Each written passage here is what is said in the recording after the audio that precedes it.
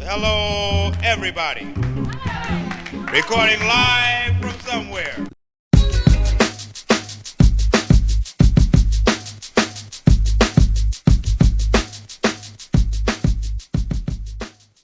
Welcome back, everybody, to the Pursuit Podcast. I'm your host, Calvin Lymper. It's been another great week in sports, but with so much to cover, let's just jump right in, just like last time. Starting at today's podcast with, of course, the Roundball Rock section. First thing to note, party like it's 2016. Russell Westbrook back to triple-doubles night after night. He was the 8th player to 10,000 career assists, career high at 2.1 three-pointers per game this season. Obviously, we're going to get into Kevin Durant a little later, talking about the Houston Rockets, but Steph Curry, 49 points and 9 for 17 threes versus the Spurs, 83% true shooting percentage. Grayson Allen and Steph Curry are the first to 53s this season, and there's just absolutely no stopping for Steph Curry. The Warriors are a team that's built on the success of Steph Curry, built on his efficiency being up, and that's the way the Warriors keep winning. That's the way that they're going to be efficient this season. They have a good surrounding cast. They have a good supporting cast. There's a lot more to be desired from that team. But Steph Curry is cooking this year. And, people talk about LeBron's longevity. But I think that we have to note Steph Curry's longevity. The fact that he can still put up these numbers at this age, still be the team leader at this age. It's absolutely incredible. And I think that he's just a timeless player. But speaking of timeless players, let's talk about James Harden. Former Sixer on the Clippers here. He just looks like their leader. He's still leading that dysfunctional Clippers team with 40-point outings, and he just, like I said before, he looks timeless. He's the oldest player to put up a 40-point triple-double in the win versus the Mavericks. And, talking about 2016, let's talk about Klay Thompson. He added in 19 in that overtime victory over the Blazers. There's a lot of talk and speculation about how he's going to be traded soon. Klay Thompson really hasn't found his footing this year with the Mavericks, but hopefully he can improve over the season. But I think that a Klay Thompson trade or some sort of transaction regarding him will be likely. Obviously a shame for a guy that was once a 4-time champion, but you saw a few years back that he's just holding on to those 4 championships. He can still shoot at a decent percentage, but he's just not the player he once was, unfortunately. A lot of old faces still just showing their stardom here in the current day NBA, and that is something that I know a fan that I kind of got into the NBA around that 2016, 2017 time when the Warriors were at their peak. I mean, obviously, I don't know when they really left their peak, but that was when KD just left to go to the Warriors. LeBron was the best player in the league, and I mean, there's still arguments that he is still up there in the league. But speaking of LeBron, 11 points, 12 assists in his debut this season. Only player to ever play in 23 seasons. You got to hand to the longevity of LeBron. I talked about how I wasn't sure what his role in the Lakers was going to be last week, and he's performing well. Bronny had a 3. Heard that he actually had his own place there. Just keep making these posts about how Bronny's actually an adult all of a sudden now, and that LeBron isn't carrying him on his back anymore. I think that it's outrageous that we're still seeing all these Bronny posts in 2025, nearly 2026, but I digress. Let's talk a little more about Kevin Durant. He just looks like an absolute star. He dropped 35 in the win over the Magic this past week. Clutch step back 3 to send the contest to overtime, and a clutch 3 in overtime to win the game. He and Sengun are just matching up really well. They're working really well together.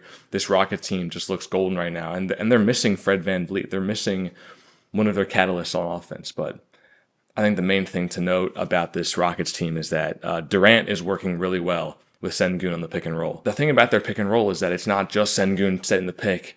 It's not just Kevin Durant setting the pick. It's both players back and forth setting that offense in motion for them. And it just looks like business as usual for Kevin Durant. And it looks like a career year for Sengun. He's putting up amazing numbers right now.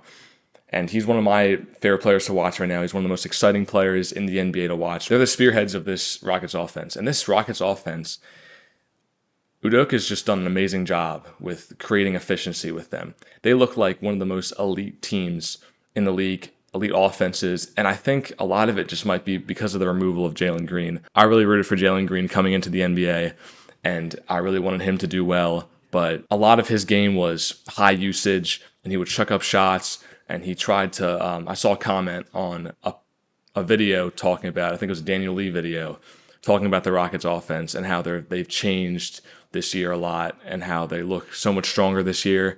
And a big part of that is because you don't have the other Rockets players on offense just looking at Jalen Green while he's dribbling and trying to make a play for himself. We're actually seeing spacing now. We're actually seeing huge lineups that are a big factor in this Udoka offense. The team is just very tall overall, and the fact that they really don't have many big shooters on the floor, but they're all going crazy right now. I mean, right now you have 8 players with over 40% three-point percentage. You have Jeff Green, Tari Eason, Davison, Shepard, Okogie, Aaron Holiday, Sengun, and KD. I mean, on paper, Reed Shepard and Jabari Smith are the shooters of this team, but right now we're seeing Eason put up amazing numbers from beyond the arc, and this team is just shooting the lights out night to night. They just look completely unstoppable from the perimeter line, and I think a big part of it is just their spacing, like I said before, but also I think a big part of it is their rebounds. There was a Blazers game earlier this week that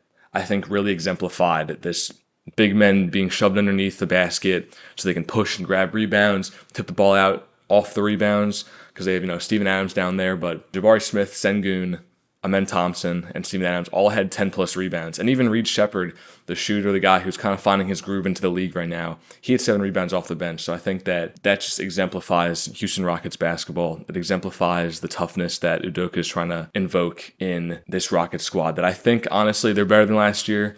I think that eventually Van Vliet's return is going to boost this team a lot, but right now they're doing really solid without him. I think a big part of that's Kevin Durant. I think that he's still one of those guys that you have to keep in some sort of MVP conversation. I don't know if MVP of the league, but he definitely is the X factor for this Houston Rockets team. Talking about X factors, let's talk about the Atlanta Hawks right now. Do they need Trae Young to win? Jalen Johnson is leading the Hawks. They had an amazing 4-0 road trip. Johnson was averaging 24, 12, 9.3 assists, 2.5 steals. He almost nearly posted a quadruple double himself versus the Jazz with 31 points, 18 rebounds, and 14 assists.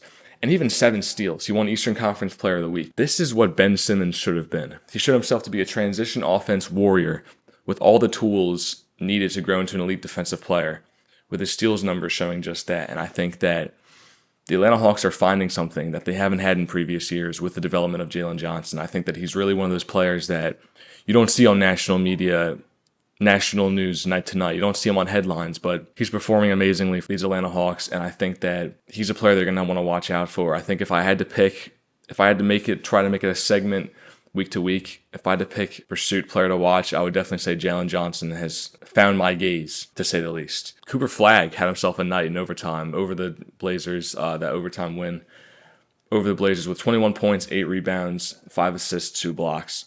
He's just beginning to rise his stock as a great battle-tested rookie for the Mavericks as they just are still trying to find their offensive identity, still trying to find their groove there. And with Anthony Davis still is going to be out a few more days, a few more games, Cooper Flagg needs to step up, and he has been stepping up well. And there's no doubt about that. I think that Cooper Flagg is definitely finding his groove in the league. I think that he's overshadowed BJ Edgecombe as much as I don't want to say it, and he's really starting to find his way to the top of that Rookie of the Year leaderboard. But if you want to talk about the Rookie of the Year right now, let's talk about Colin Knuppel. He's averaging 17.6 for those Hornets. He seamlessly transitioned amazing perimeter shooting from his college game to the NBA. Saw analysts Bill Simmons and Tim Legler shouting their praises for him on their podcast, stating that he runs the offense. He's always in the right spot. Kevin O'Connor of Yahoo Sports said that he's finishing against length, versatility, and size. He's simply the right fit for these Hornets and is just absolutely a coach's dream. Just a perfect, seamless transition from college to the NBA. And right now, I really wanted VJ Cooper Flagg to be the top of that leaderboard, but Colin Knuppel is a name that is just not going away right now. I saw an article recently on ESPN, just to shift gears a little bit, about Steve Kerr talking about how injuries in the game nowadays are going to be elevated and they're going to rise more and more game to game, just because of the higher fast pace of play, but also because of the amount of games they have in their schedule. I've always been a big proponent of them shifting their game total down to 62 games, 66 games, like it is in the lockout some years. And, we're seeing this with the Spurs injuries right now. Wembanyama is going to be out for a few weeks with the left calf strain. I'm not worried about his career. People always keep saying that Wemby might end up being a what-if story. I think there really hasn't been anything to say that he's a what-if story right now. I think that it's just another injury. But we're going to see Luke Cornett and Kelly Olynyk in his spot. More usage, more minutes to them. But even Stephon Castle's now out. Dylan Harper's going to be out for a little bit. And this is just a rough blow to the surging Spurs. De'Aaron Fox is still cooking out there, but this is supposed to be Wemby's career year. This is supposed to be the big year for the Spurs, the big year where they really find their groove and they just rise up the standings. But there's career highs in every category for Wemby. He's leading the league in blocks, but this is just going to be a rough blow, and this is going to be something that you're going to just need to watch develop as the weeks go by. I want to highlight a former Sixer, just real quick. Paul Reed for the Detroit Pistons. 28 points, 13 rebounds, 6 assists, and 4 steals in his only start of the season over the Chicago Bulls. He's the first player to have those stats in NBA history while shooting at least 80% from the field. This is dangerous, man. This is dangerous because this just shows the depth for the Pistons. This shows that they can be real contenders when it matters.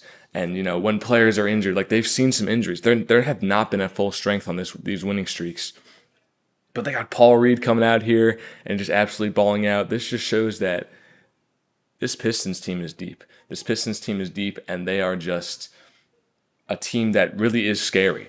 They're not a fluke right now. They're not a preseason fluke like you see with some teams. I mean, past years you saw the Magic would go out to like 11-4 records, and they were not even in the playoffs that year. But the Pistons have been in the playoffs, and they just have immense depth. They have immense chemistry, and that's just a really solid team. And not a team that you want to see in the playoffs. I know I keep saying that in the podcasts, but last thing for the Roundball Rock section, I want to highlight Lauri Markkanen and just talking about how he's maybe the sneakiest and quietest superstar in the NBA. He dropped 47 points against the Chicago Bulls, and he's averaging 30 a game as one of the best scorers in the league, leading those Utah Jazz. He's had a higher volume this year, and he's been connecting with his teammates Keontae George and Isaiah Collier, and it allows him to be the prime creator, and he gets proper isolation on offense there. But shout out to Keontae George, I just mentioned him. He had a really big night with 33 points and had the game winner against the Bulls in overtime. But Lauri Markkanen is just one of those players that he doesn't have a lot of expectations. He did for the Bulls, but now that he's on the Jazz and now that he's on a team that people aren't really going to watch on national TV night to night, Lauri Markkanen is just balling out. He had 51 earlier in the year, and he is just showing out. And again, the thing is, he doesn't need a lot of press on him. He's not going to get a lot of press on him. He's going to be someone that you're going to keep seeing in trade talks this year, but I don't know if he's going to move. I think that he's going to be a really high price, and I think that Lauri Markkanen, you put him on a contender, and he's going to be that system guy, that role-playing guy that's going to lead them to go above and beyond and to be able to make the championship there. And I think there is a lot of trust in Lauri Markkanen from the Utah Jazz, and I think that he's just had an impressive year, and there's really nothing to say, but let's just keep watching Lauri Markkanen. Move on a little bit. Let's talk about the NFL in our 4th and 4 section. A lot of movement going on. A lot of movement going on for the NFL. A big week just all across the board. Talk about big weeks. Bryce Young. I keep flip-flopping about them. I said in the first week we did the podcast that keep your eye on Carolina Panthers. Last week I said, nope, take your eyes off the Carolina Panthers. But Bryce Young has an absolute career day with 448 yards, 3 touchdowns, and he did it through his right ankle injury. He's an absolute dog. And this is what you want to see out of someone like this with so much scrutiny. I actually saw a graphic the other day. I think it was after the win, saying that he's led the most game-winning drives since 2023 with 10. That's more than Jalen Hurts, Josh Allen, Patrick Mahomes, and even Geno Smith, and they're all at 9 ever since 2023. The Panthers are 6-5. They're 9th behind Detroit in the NFC. And if they can just find a week where the pass game and rush game all click together, who knows where the Panthers hype train can lead. I think personally, I know I'm getting hyped up about Bryce Young right now, but the Panthers hype train is over. They're going to face the 49ers, Rams, Seahawks, and even the Buccaneers twice to end off the year. I think they can squeak out an upset win against one of those teams, but those are some really high efficiency teams. Those are some teams that are Super Bowl contenders. So unless Bryce Young can show that he's being consistent, and again, I said pass game and the rush game can fire on all cylinders together. But other than that, there's just no hope for the Carolina Panthers. But I think they've had a really good year, and I think that this is a really good first step for the next year's incoming. I talk about them every podcast. I know it seems to be tradition to talk about the Panthers, Seahawks, and Rams, but as much as we praise Matthew Stafford and his weapons versus Darnold and his weapons, the game between the Seahawks and the Rams was a defensive fight. Both the Seahawks and Rams just proved themselves to have elite defense. It made Sam Darnold flash back to his Jets days. He had 4 interceptions, 3 of those came under pressure, and Stafford just looked okay with 130 yards and 2 touchdowns. I really want to utilize this podcast this week to talk about how I think that Matt Stafford should be the MVP of the league. I think that, he's been really consistent. He's put up amazing numbers, and not a lot of people talk about it, but this just shows that the Rams are a team that's built on their defense. And the fact that they could take down the Seahawks, and I don't even know if they exposed the Seahawks per se. They made Sam Darnold go back to his Jets days, like I just said.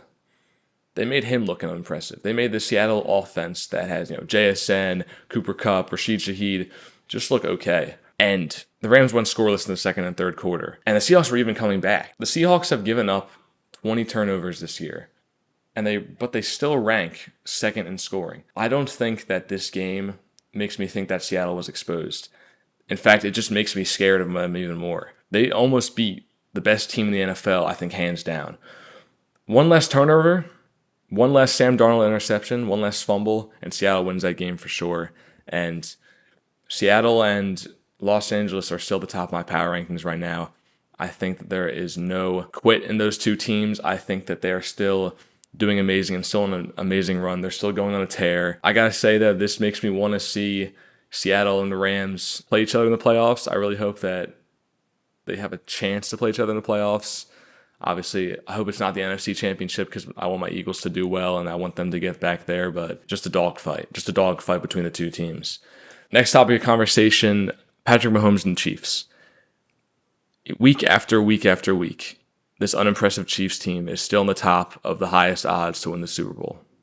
They're 5-5. They're 2-4 in AFC play. They're down tiebreakers to both the Chargers and the Broncos. They just lost to the Broncos. And they have head-to-head losses against other teams in the wild card search with the Buffalo Bills and the Jacksonville Jaguars. Just sloppy special teams performances all around. They're last in the NFL for pressure rate at 32.4%. Let's stop talking about the Kansas City Chiefs. Let's stop pretending that they're going to be the Super Bowl contenders this year. Patrick Mahomes is having a fine year, too.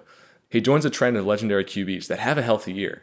Their team did good the year before, the year two before, and they're below 500 or at 500 10 games in. Peyton Manning, 6-10 with the Colts in 2001, after MVP-level years in 1999 and 2000. Aaron Rodgers, 4-6 in 2016, ended up winning the division, and they made a run to that NFC chip that year. Joe Montana, 5-5 in 1985, fresh off the Super Bowl win the year before, and they ended up sneaking into the playoff discussion at 10-6. Kurt Warner's 0-6 in 2002. That's just a year removed from the MVP run and the Super Bowl run. They lost to the Patriots that year. So that shows that the Chiefs can come back this year. That shows that, if they're going to do it, they're going to do it with Mahomes. The Kansas City coaching just does not rely on the run when it's working with Hunt and Pacheco. And they try to force Mahomes to be a magician. You can only do it so much without a team backing him. He's done the past 3 years. You can't win without the team backing you, without the coaching backing you. So the magic has stalled. I think the Kansas City Chiefs' magic has stalled. They're 0-5 in one-score games this year. So this just might be a year that the normal narrative is gone. It might just be a fluke year. I just don't think that we should keep talking about the Chiefs like there's some hierarchy in the league, like there's some team that's going to come out of nowhere and win the Super Bowl this year just because they've done it in years past. I think they have a great track record. Patrick Mahomes is such an electric player to watch. He's a 3-time Super Bowl champion. And he has led teams that really should not have been there to the Super Bowl, or at least led them to the AFC Championship year after year. So I don't know. I just don't trust these Kansas City Chiefs. Baltimore Ravens are another team that started off the year not so good. They're 5-5 just with the Chiefs, but they're still getting confidence with a 4-game win streak. They needed to stay vigilant to win over the Cleveland Browns this past week. Lamar Jackson just looks out of sync. The Ravens simply cannot find their way into the end zone, despite the fact that they were the best red zone team last year. The Ravens also allowed 30 sacks in 10 games for Lamar, so he really could not even do anything to try to use his wheels, to try to get out there and make a play for the Baltimore Ravens, especially if their O-line is going to be that inconsistent. They also need to tighten up on special teams. They had a miffed punt and a 4th down offsides call late game against the Browns, and it just seems to be a similar story to the Kansas City Chiefs issues. Right now, people are talking about the Ravens and the Chiefs. I mean, at the beginning of the year, Ravens were out of it. They were out of it from the beginning, but people are talking about the Kansas City Chiefs like they're going to win the Super Bowl this year still, like they're going to be a guaranteed playoff spot. Same with the Ravens. I just don't think you can make that claim right now. I think that these are two teams that really just need to have a few late year weeks back-to-back or some big performances that really change the tides of the NFL standings and can really prove themselves to be in that position once again. Going a little more into that Ravens-Browns game, I mean, biggest news in the NFL, Shedeur Sanders, welcome to the NFL, and you might have to get off the field just immediately. There was a fumble in the first sack that he got. 4 throws in, he threw an interception, but he almost led a game-winning drive for the Browns at the very end, but he just could not connect with his receivers. I'm not going to go and analyze Shedeur Sanders' game. I think that it was just a shaky start. I don't want to say that he's a bust. I don't want to say that. I don't really know if I'm against or for Shedeur Sanders. I don't really want to drive any narrative. He's going to be starting next week for the Browns, so in his first career start, maybe he can shake off the rust, and we'll see if something happens there. Going a little more into the Minnesota Vikings, J.J. McCarthy is just not the guy for them, and in hindsight, it just shows how big that Sam Darnold move was in the offseason. And I get J.J. McCarthy is injury-ridden, but I just think that makes it worse. He's overthrown Jefferson so many times. He hasn't been able to connect with his other receivers like Jordan Addison or Adam Thielen. He's just looked so inconsistent. For a team this talented on the offensive side, and especially their receivers, to have such an inconsistent pass game like this is just an absolute shame. And it's a reason that Minnesota is at the bottom of the NFC North right now. It's a reason that they've fallen this far after being a team that was, hey, they're ready to have their main guy in J.J. McCarthy. They're ready to go off, especially with Justin Jefferson. He's QB-proof, but as ESPN puts it, they only have 7 games to salvage one of their goals overall. It's either they develop a deep playoff run this year or they develop J.J. McCarthy. What holds for the future of Minnesota, I'm not sure. I'm not impressed with J.J. McCarthy. I think the J.J. McCarthy narrative is over after this last week. It was just an eyesore watching him. Watching J.J. McCarthy play has been causing my eyes to bleed recently. But a QB that has been making my eyes astound with wonder and excitement, if I had to put it that far, it would be Josh Allen. The reigning MVP, 3 passing touchdowns, 3 rushing touchdowns, in an absolute thriller against the Tampa Bay Bucks. This is the 3rd time this stat line has happened. Allen's already done it before, and Otto Graham did it in 1945 with 3 and 3 for the touchdown mark. And the Bills versus Bucks game was a really close one to start out. Josh Allen was a part of every point on the board for the Bills. He ended up tying Cam Newton's regular season touchdown record. I don't think that you can deny Josh Allen anymore if you still were. He started out the season rocky. The Bills quickly fell off as championship favorites, but this is a massive step in the right direction for the Buffalo Bills and just for the team in general, and even Allen himself to gain some more confidence. I think with the Chiefs finally falling behind, if they can miss the playoffs this year, and, really the only competition ahead of them would be, the Colts, the Broncos, and the Patriots, I think this is the year the Bills can finally capitalize in the postseason. There's going to be no Mahomes in the way. There's going to be no Joe Burrow in the way. And again, I'm not too impressed with Bo Nix and the Broncos. I've really never been a big Drake May and the Patriots believer. I think Drake May's fine. And the Colts, there's a big question mark to go into the playoffs. This just might be the year for the Bills. I think they're going to come in with that 5 to 7 seed, and they're going to dominate. I think Josh Allen's going to maybe get his first Super Bowl appearance this year. I really think that this is a possibility. I think that the Bills right now are my favorite to come out of the AFC. To end out the section, just to relate to Clemson a little bit, obviously I'm a Clemson University student. Talk about the Jacksonville Jaguars. They grabbed a huge victory over the Los Angeles Chargers, and they just affirmed their playoff hopes. Their percentage over the weeks has just gone up, then really down, then back to the middle, and now we're getting a little bit of a scoop back up. There is just resiliency for this Jaguars team with Travis Hunter, Lewis, and Newsome being out on the defense, and even Brian Thomas Jr., and the tight ends, Brendan Strange and Hunter Long. There's other injuries with Ann Harris and even their best safety in Eric Murray. This is a team that is just injury-ridden right now, just not at the right time.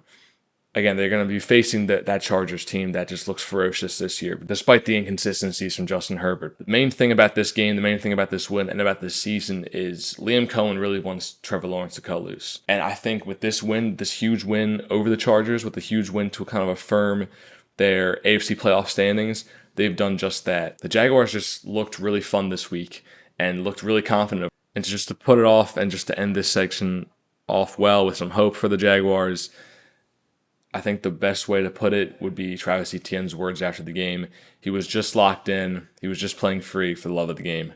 The Jaguars are doing it for the love of the game, and I really hope that we see him in the playoffs this year because they are just so much fun. Now I want to shift gears a little more and let's talk some hockey right now. This is just the most electric sport in the country right now, just the Olympics coming up, and there's just so much news to get to. There's just so many things to talk about. The biggest story in the NHL would be Jack Hughes' strange continuation of the injury bug that he's been having his whole year. Apparently he slipped and fell at a team dinner and cut his hand on some glass. I'm assuming that he was drunk. I'm assuming that he was drinking some wine or something, and he fell, slipped, and his glass shattered underneath his hand. But he's going to be out for 8 weeks, I think, was the golden number that he was going to be out for. But he's had an amazing year so far. The Devils just looked really good under him. He had a 10-goal start with 20 points.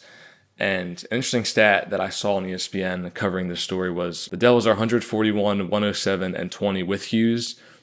And including this most recent loss, they're 31, 38, and 20 without him since he came into the league. With him, they have 3.3 goals per game. Without him, they have 2.9 goals per game. But the Devils are still somehow hot. They've gone 4-1-1 despite his absence, and I think it's really just going to be a testament to how much the Devils can continue to persist with Hughes out of the lineup again. I just think that this is just the strangest story in sports right now, that he got that freak accident. And this was a year that Jack Hughes was actually going to be healthy. A lot of it, we're going to bubble wrap him, and the Devils are going to be really good this year. But he's out again with, again, something that you would have seen in like an NBA 2K16 injury transaction board. You remember those where it's like, it would be like Jimmy Butler's out because he killed someone. One of those like ridiculous injury stories. That's just what it reminds me of. And they have a really solid squad. And again, they're 4-1-1 without him right now. They're going to be playing tomorrow at the time I'm recording this. So we have to just wait and see what happens for the Devils. If you want to talk about teams at the top of the league right now, you got to talk about the Colorado Avalanche. They are just in a tier of their own. Nathan MacKinnon has 33 points. He's the points leader, and they just look absolutely error-free. But another name I want to mention talking about the Avalanche. In past weeks, I've talked about McKinnon, I've talked about Makar. Martin Necas. He signed an extension in late October, and he's been scoring 12 points in 8 games since. The Avalanche are just on fire, and there's not a lot of news to go with them. I just wanted to point out the fact that they are in a league of their own. They're at the top of the power rankings. They will be until they go on a lose streak. That's all I can say about them. The New York Rangers are finally hot, and could it be Artemi Panarin's shaved head? They've begun to win games despite being outshot and outchanced. There was a game the other night, Red Wings Rangers. They lost that game. It was the return of the Rangers losing at home, but that was just an absolute classic. Aesthetically pleasing with the red versus blue jerseys, and just a pure glance at the grit that exists in the NHL right now, with that huge skirmish at the very end after Mason Appleton shot the puck into the empty net after that final buzzer rang out. And it created a lot of good pictures.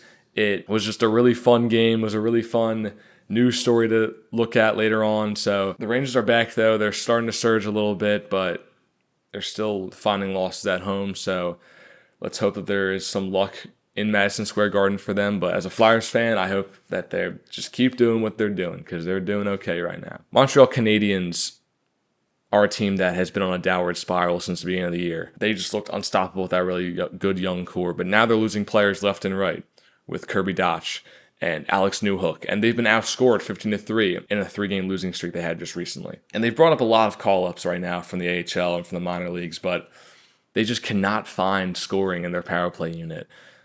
They have a success rate in the power play unit right now with 21.4%, and they just keep getting beaten up in the second period. There's a parallel there to how last week we talked about the 76ers in the NBA world, of course, how they just keep getting destroyed in that third quarter. We're seeing the Canadians kind of go through the thing of their own, and they're just getting torn up in that second period. And the fact that they're losing players left and right, it just shows that this young team, this is a team that was so exciting to start out the year with Cole Caulfield, and they've just hit rock bottom right now. And maybe they'll get it back. Maybe the Habs will bring Canada to the forefront of the NHL once again, but right now it's not looking promising. Right now they're just on a very bad downward trend. Who knows what's going to happen there with the Canadians. But I want to talk about some young stars. We got to point out Connor Bedard and Celebrini. Again, week after week after week, there seems to be a trend on what I want to like to talk about, but Connor Bedard just last night, this wasn't even my original train of thought for this segment, but Connor Bedard had his second hat trick of the season, his second hat trick of his career, and so did Celebrini. These guys are just showing that the next generation of the NHL is up. They're just proving my point from last week that the next generation is here. Ovi's going to be gone soon. Crosby's going to be gone soon. But we got these young superstars that are just going to be contending for championships very soon. And even the Blackhawks, one of the hottest teams right now. Connor Bedard now has the A on his jersey, and yeah, his point streak ended at 9 games the other night. And of course, he had that hat trick last night. But the Blackhawks are one of those sneaky teams that are just surging, and they're just on the come up for no reason right now. Spencer Knight, of course, holding high save percentages to begin the year, and he's bringing them to wins that last year the Hawks just would not even dreamed to have won. They have a plus 14 goal differential in the third period right now. Just as we saw the Canadiens being down in the second period, Blackhawks are up in the third period. And they're just improving heavily on not allowing empty net goals anymore. So there's a lot of fun coming out of the younger side of the NHL. We saw in the Canadiens before, but we're seeing it right now in the Sharks and the Blackhawks. And those are just two teams that, honestly, you're going to keep watching them night after night. If they're on national TV, you're going to watch them. Connor Bedard is just continuing to have that rise in his third year, just like I predicted, just with McKinnon. Last topic of conversation for my stick on the ice would be the Penguins, Pittsburgh Penguins. They were in the NHL Global Series against the Predators, and they split those games. But I saw some really cool analytical changes in their lineup. They moved Ben Kindle, the rookie, to the third line, and they tossed Kevin Hayes to the second line with Malkin. And this was just an amazing choice to add effectiveness to the Penguins team. And Ben Kindle's just been a really great player this year for the Penguins. He's really showing out in his rookie year. And Dan Muse, the Penguins coach, put it best, saying that he should be praised for his poise, his skill set, his lack of panic. And those are just things that you don't really find in many rookies in the NHL. A lot of those younger players, it usually takes them a year or two to develop. We saw it with Bedard, find that skill set, find that ability to lead on his own, that pressure being taken off. But we're already seeing it with Ben Kindle. And I know Crosby's still there. Ben Kindle being a part of this team is just huge for the Penguins. And they've thrown him on that first power play line, and they have the best power play in the league right now with 34.1% success rate with him. He's with Crosby, Malkin, Brian Rush, and Erik Karlsson. Ben Kindle is another player that is just the future of the league. He's the future of this Penguins, and Dan Muse's squad is showing us something this year. And, of course, Crosby's still doing his thing out there. Malkin's still leading that second line, but keep note of the Penguins. Keep note of the Penguins just like you keep note of the Blackhawks. And now for the segment that all my hometown people wait for week to week, the Phanatic. Let's start out with these Flyers. We just talked hockey. They had an insane 6-5 shootout victory over the Blues just recently. Still proving that Trevor Zegras is a star and that if he's in that shootout, then you're guaranteed 2 points.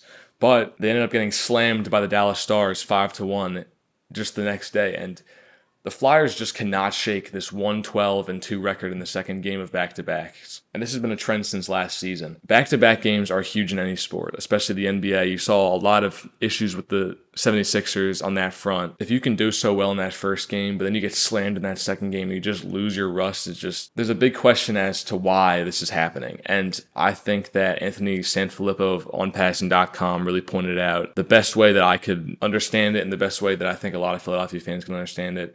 This fourth line just needs bolstering. They just need to become stronger. They have Gurbenkin, they have Garnet Hathaway, Bowles. They're combined -16 on the ice, and they have the worst puck possession numbers of forwards in the team. And the fourth line is very important. Going back to about the Penguins earlier, we see the X factor for that team being the fourth line with Blake Lizotte. This is a line that just needs to be able to take pressure off those top three and take pressure off the top defensive pairs. But it just showed that it was not effective against the Stars, and you really need it in back-to-back games in the schedule. They're going to have back-to-backs coming up against the Devils, the Hurricanes, and the Blackhawks.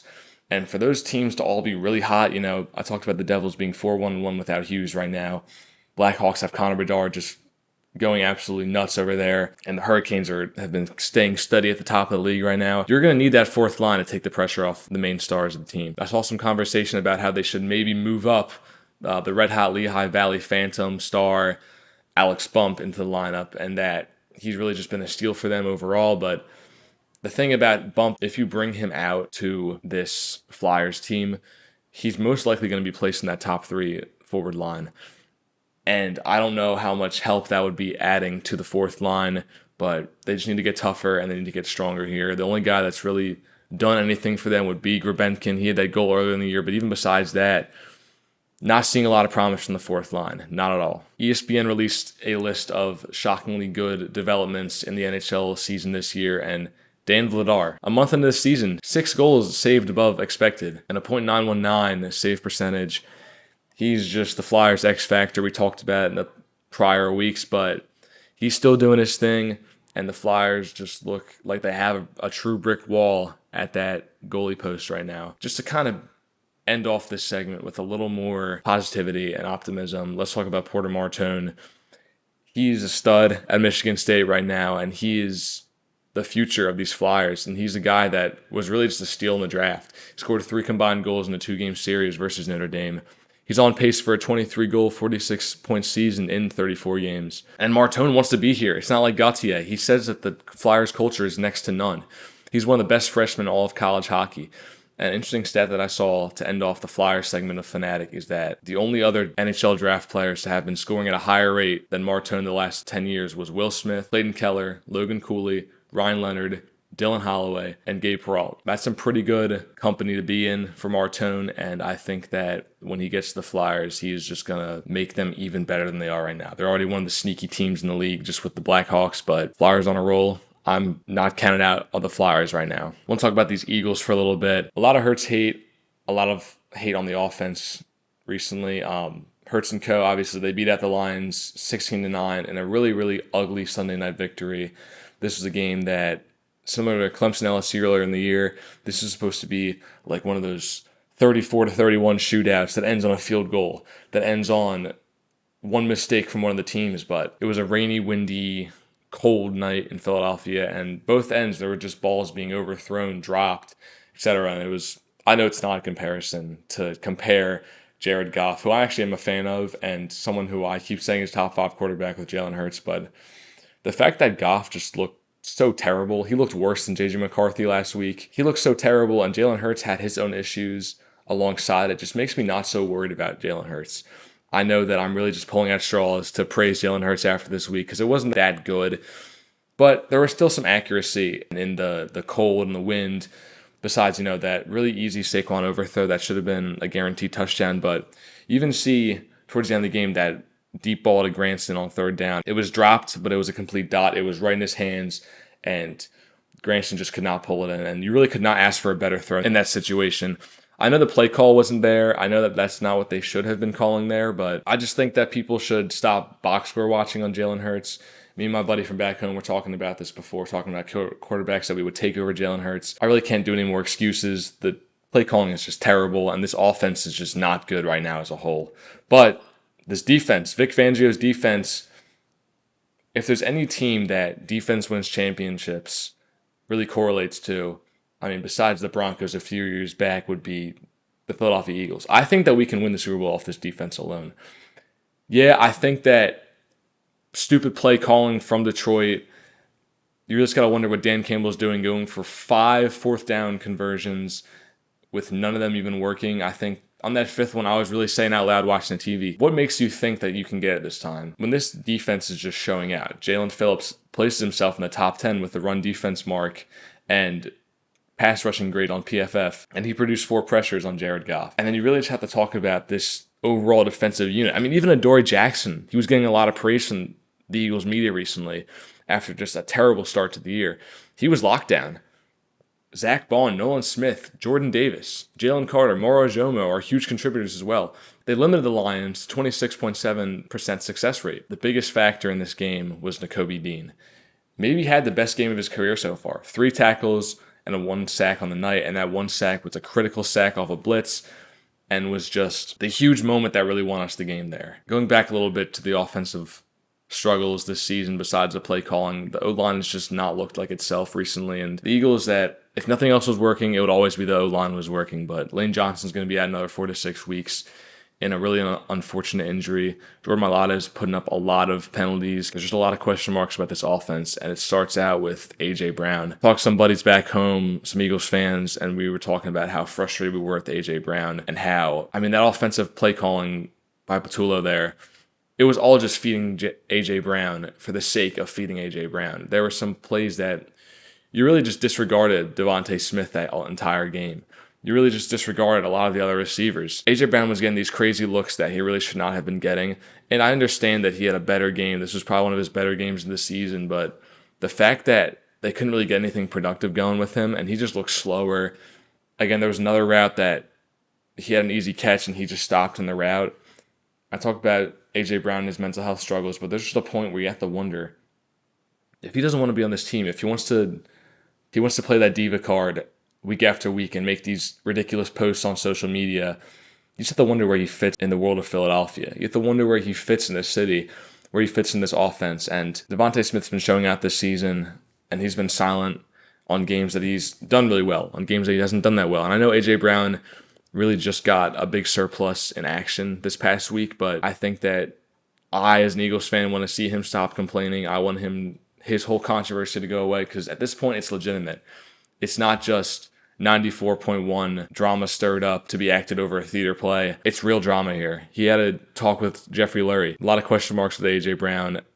I'm starting to think that he might not be an Eagle for next year, but I'm hoping that we can at least get another championship with him before he decides to go to a team that he'll be the wide receiver one by a mile and he'll have 2,000 yards seasons. And he's a really talented player. Very, very talented player. I just wish that he would focus on the game right now. And I hate to say that, being an advocate of mental health, being an advocate of A.J. Brown's situation from day one, but I'm getting a little sick of it, I will say. But Eagles will be facing the Cowboys next week on the road wearing their Kelly greens.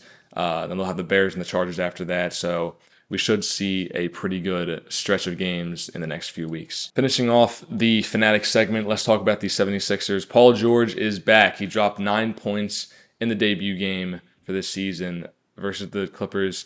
He had a 3 to begin the game, but he was on minutes restriction, so he could only really do so much. It's kind of difficult to grade his first game back, but I really liked his aggressive offense that he played throughout the game in the minutes that he was in. It's just hard to develop a lot of defense in such short stints like that. VJ Edgecombe is beginning to lose his rookie frontrunner title. We talked about Con Knuppel and Cooper Flagg really waking up and finding their level of play in the past few weeks, and even earlier we talked about it, but VJ Edgecombe really is starting to find his role on this Philadelphia offense, how he's not going to force himself to be a star. But I am really admirable at the fact that someone as athletic and fast-paced as he plays, that he knows when the shots aren't falling, and he's going to know when to play slower.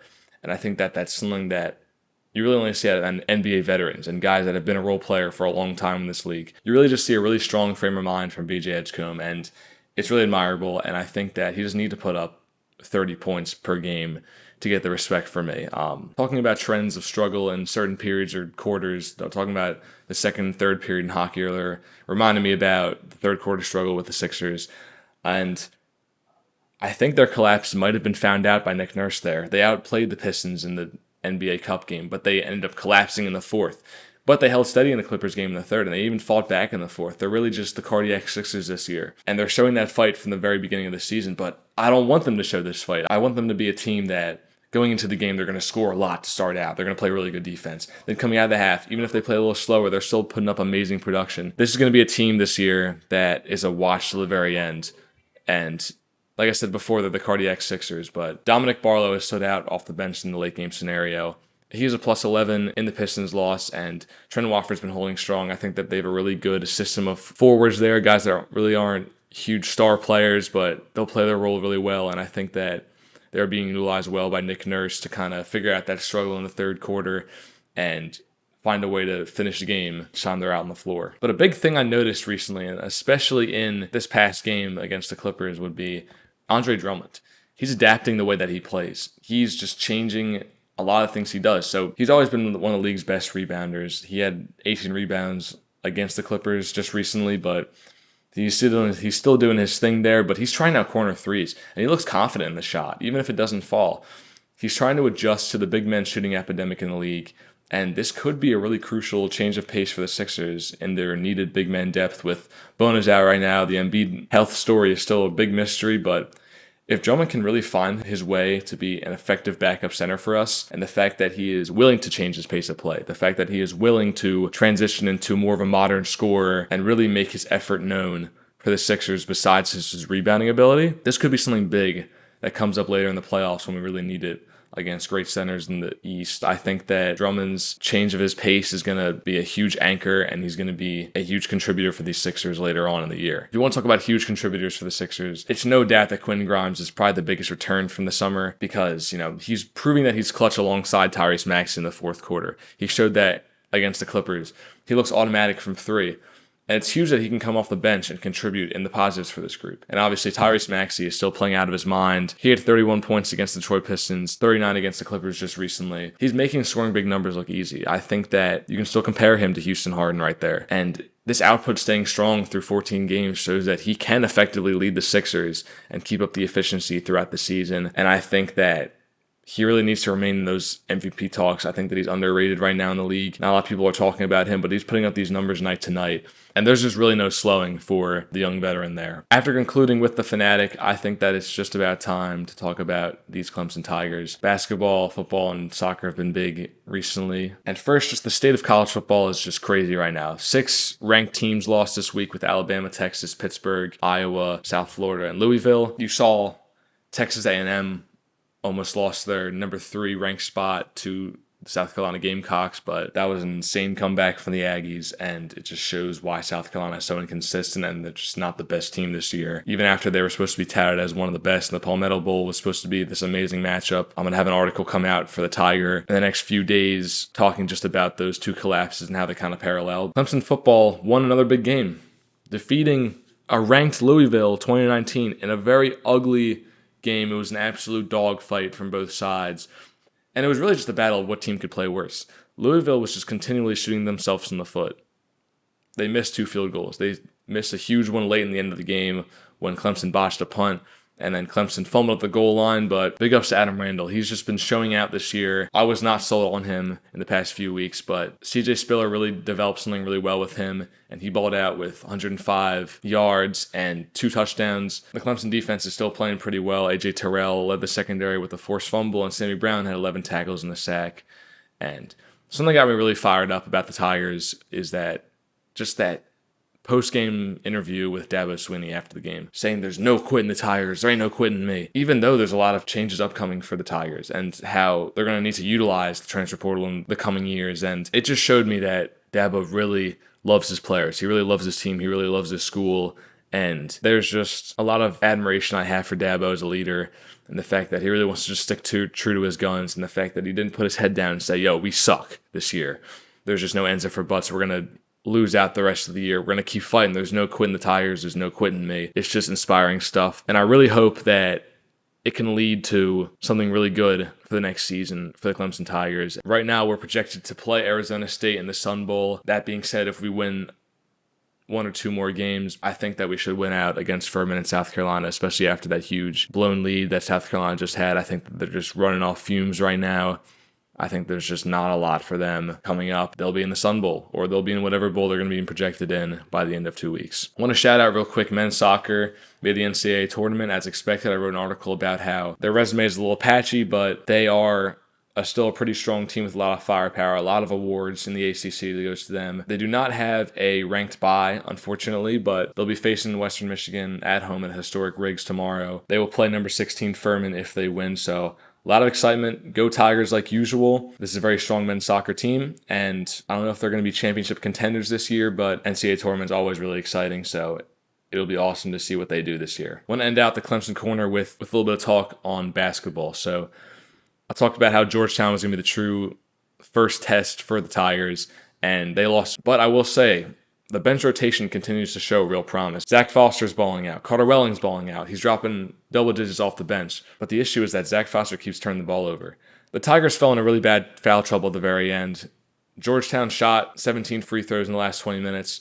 The team just needs to find their flash under Brad Brennow. And they can't turn the ball over as many times as they did. Otherwise, I think this Georgetown game was very winnable.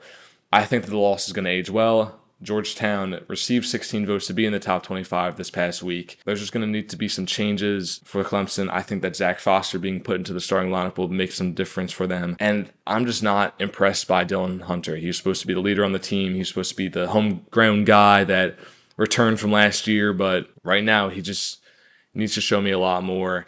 And I think that he is really bogging down the Tigers. But overall, they're having a pretty good year so far. They're beating all the teams they should be. I want to end the podcast episode with, of course, the check-in on my fantasy team. So, well, absolutely not the week that you want from the St. Browns go marching in. We lost, as you can see from the 1% win probability.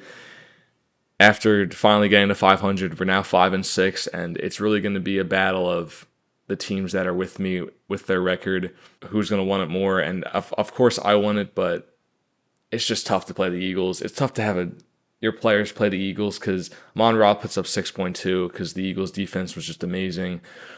Caleb Williams did not have a good game despite the win. Travis Etienne and Kyron Williams still doing their thing, despite running back starting out not being my strong suit for this season. Kyron Williams has been an insane X factor in the past few weeks, and same with Travis Etienne, obviously. Kenneth Gainwell had 29 off the bench, so I think that I should have thrown him in the flex spot probably just to get a few more points for. But Justin Jefferson, I blame JJ McCarthy there. Justin Jefferson, you can only be so QB proof when you actually get the ball. I will say that. And the Falcons -1, I needed a defense. I wasn't going to use Seattle against the Rams because the Rams are high scoring. So just overall not a good week.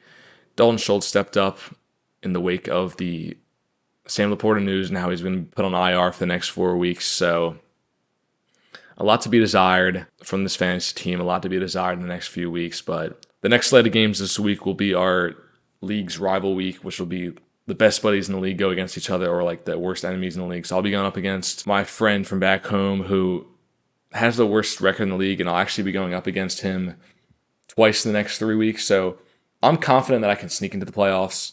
But right now, numbers alone, just looking at the roster alone, there's not a lot of faith that I can do it 100%. This is going to be a fight to the very end. It's really going to be, I'm going to be paying attention to every single team in the league, every single team that is around my record. I'm going to be paying attention to wins versus losses. I'm going to be texting people on the side. So I really want to make the playoffs this year. It's definitely going to be a fight to see if we can do that. I want to thank everyone for watching this week's edition of the Pursuit Pod. As always, go Sixers, go Flyers, go Tigers, go Phillies, and go Birds. I'll see y'all next week.